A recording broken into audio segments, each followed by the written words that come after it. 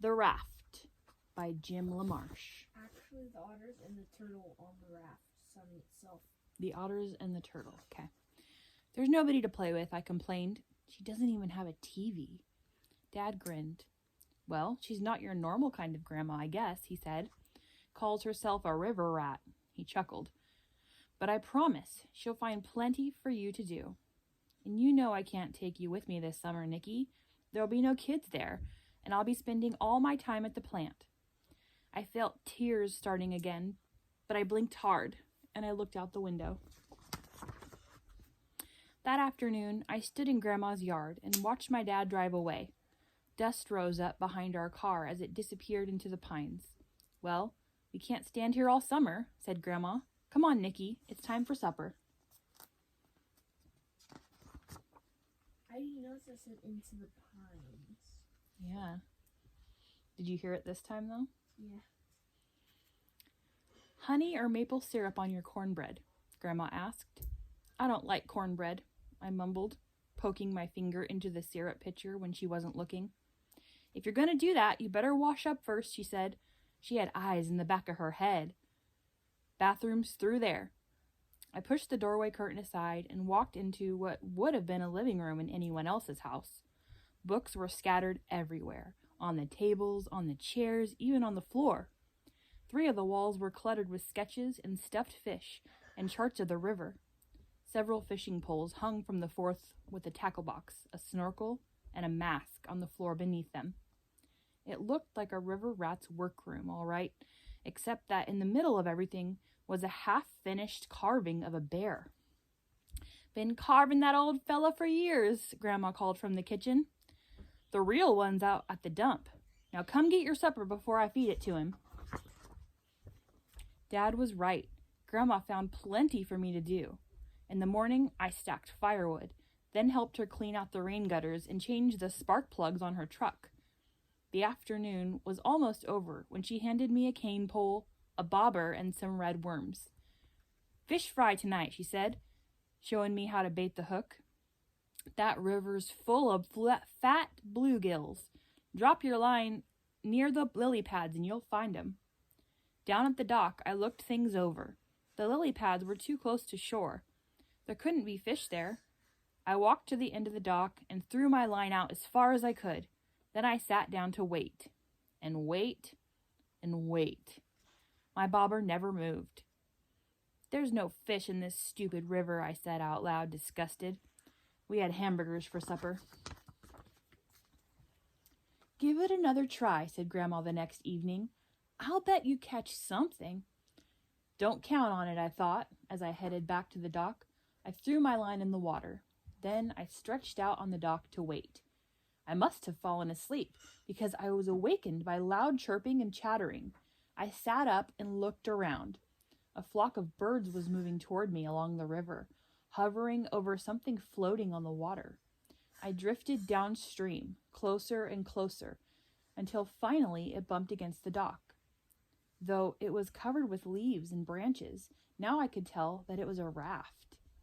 What was it doing floating down the river all by itself, I wondered? I reached down and pushed some of the leaves aside. Beneath them was a drawing of a rabbit. It looked like those ancient cave paintings I'd seen in books, just outlines, but wild and fast and free. I cleaned away more leaves, and it was like finding presents under the Christmas tree. A bear, a fox, a raccoon, all with the wild look of the rabbit. Who had drawn them, I wondered? Where had the raft come from?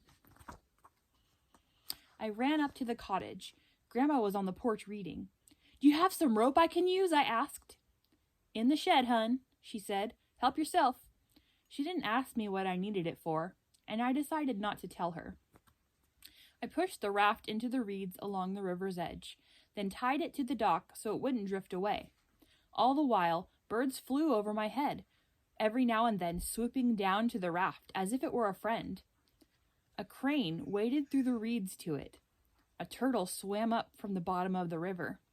The moon had risen yellow over the river by the time I went up to the cottage to go to bed.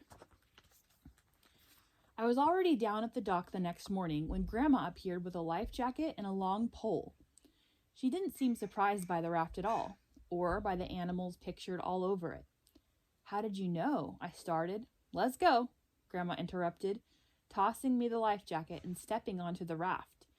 She pushed the pole hard into the river bottom, and we moved smoothly into the current. Your turn, she said after a few minutes. She showed me how to hold the pole and push, and I pulled us to the middle of the river. Even there, the water wasn't over my head. We pulled the raft up the river, then let it slowly drift back down.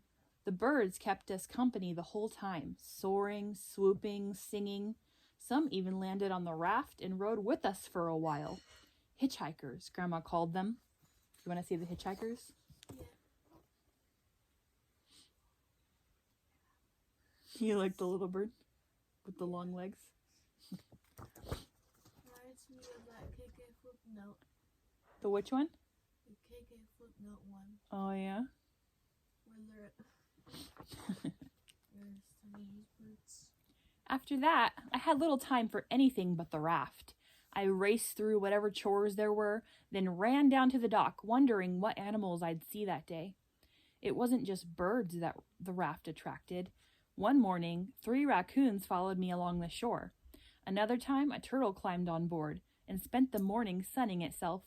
And one afternoon, I saw a family of foxes slip through the trees along the river.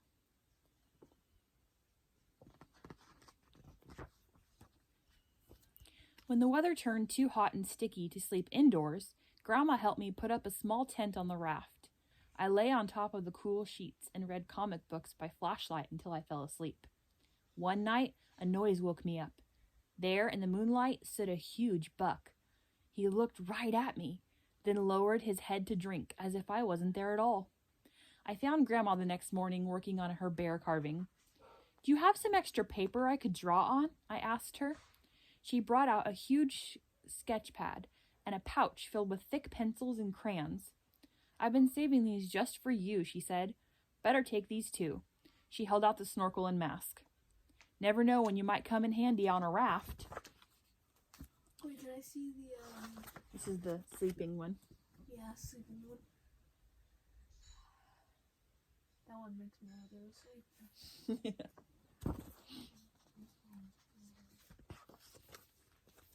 The sun was hot that afternoon, so I pulled into the shade of a willow, then waited to see what animals the raft would bring.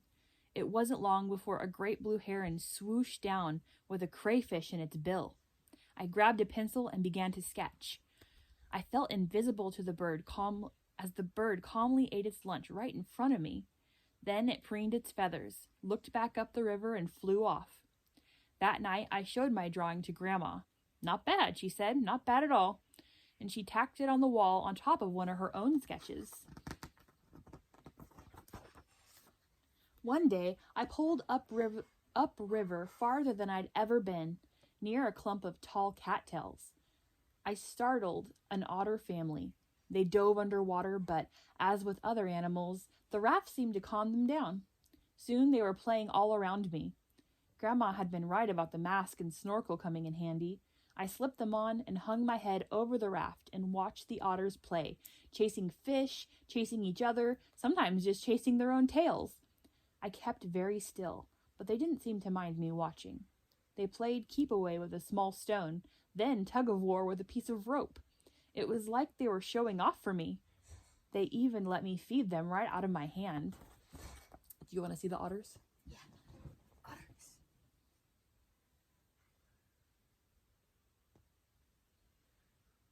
Okay.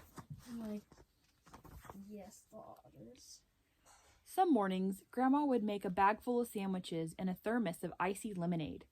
Then we'd put on our bathing suits, grab some towels, a lawn chair, and an inner tube, and pull upriver to her favorite swimming spot. I've come swimming here since I was a girl, she told me as we tied the raft to an old dock. The Marshalls used to live here, all 10 of them. What a herd of wild animals we were. While Grandma watched from the inner tube, I practiced my flying cannonballs. Then we'd eat our lunch, and she'd tell me stories about growing up on the river. My favorite was of the time she'd found a small black pearl inside of a river clam. I still have it, she said. Oh, I never noticed the otter in this one. Did you see the otter right here? No, I didn't. I've never noticed him. Otter.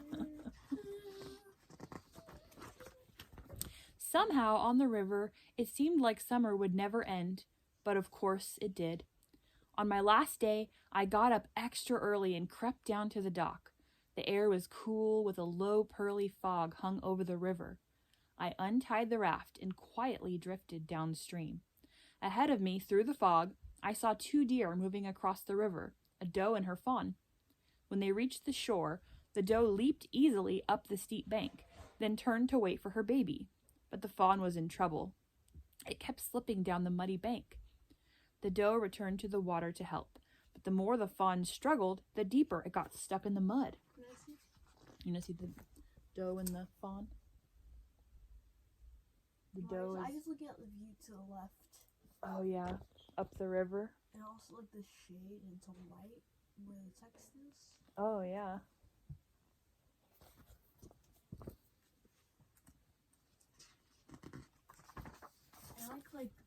I like the color palette.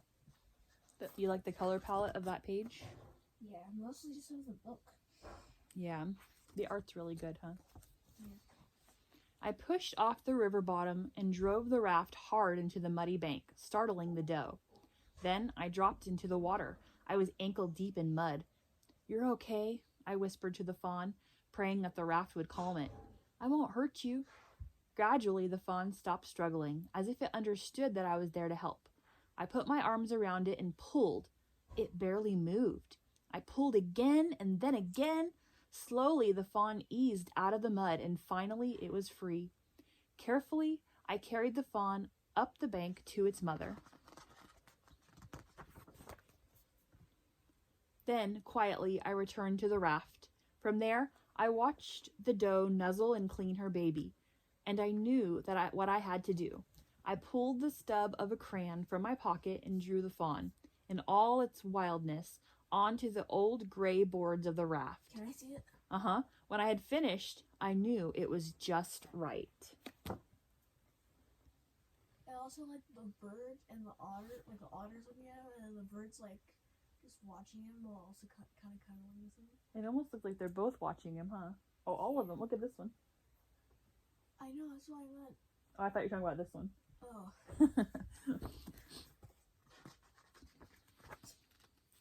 After supper, I showed Grandma my drawing of the fawn, and I told her my story.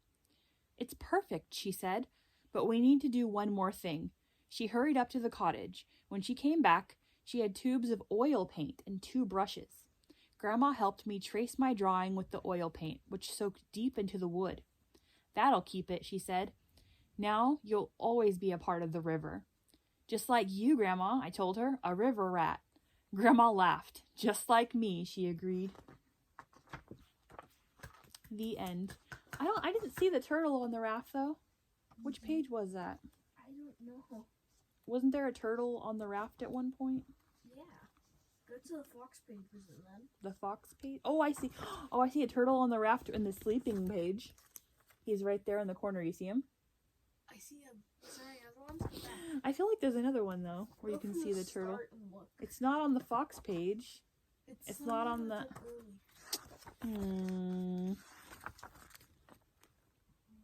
I don't know. I don't see it. Maybe we just imagined that in our minds. But I could have sworn he was on there at some point. Other than on the sleeping one. He's on right here. Yeah, just sleeping. Just sleeping. Just sleeping.